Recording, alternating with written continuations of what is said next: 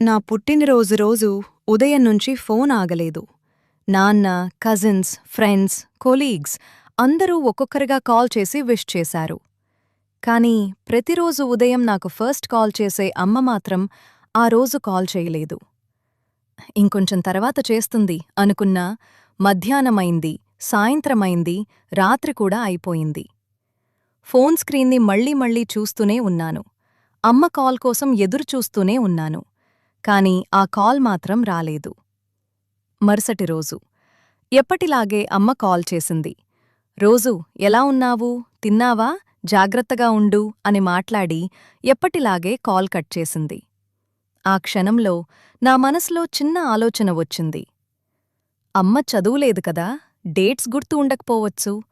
అయినా daddy wish చేశాడు కదా, అమ్మకి చెప్పలేదేమో అని నన్నే నేనే ఓదార్చుకున్నాను.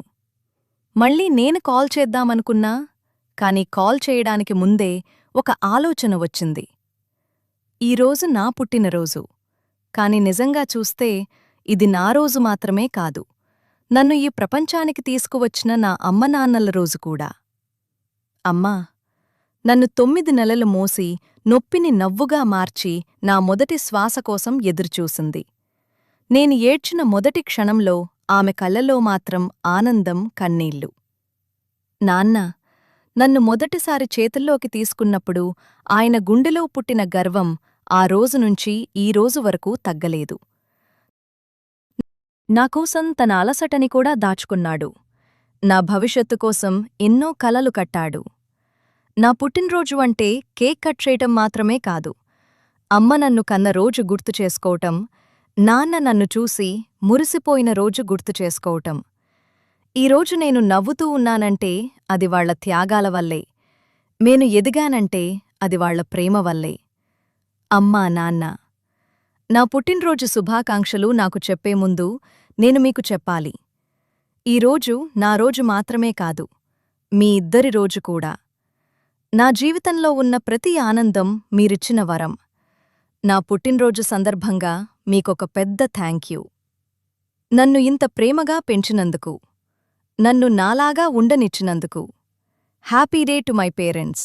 ఎందుకంటే నా పుట్టినరోజు మీ ప్రేమ పుట్టినరోజు కూడా. ఇది నా భావన మాత్రమే కాదు, ఈ వీడియో చూస్తున్న ప్రతి ఒక్కరికీ ఒక చిన్న రిక్వెస్ట్. మీ పుట్టినరోజు రోజు మీరు కేక్ కట్ చేసే ముందు, మీ ఫ్రెండ్స్కి రిప్లై ఇచ్చే ముందు ఒక్కసారి మీ అమ్మనాన్నకి కాల్ చెయ్యండి. హ్యాపీ డే అమ్మా, హ్యాపీ డే నాన్న అని చెప్పండి. ఎందుకంటే మన పుట్టినరోజు మన రోజు మాత్రమే కాదు, వాళ్లు తల్లిదండ్రులైన రోజు కూడా. ఈసారి మీ పుట్టినరోజు మీకు విష్ చేసే ముందు మీరు ముందుగా వాళ్లకి విష్ చెయ్యండి. ఆ ఒక్క మాట వాళ్లకి జీవితాంతం గుర్తుండిపోతుంది.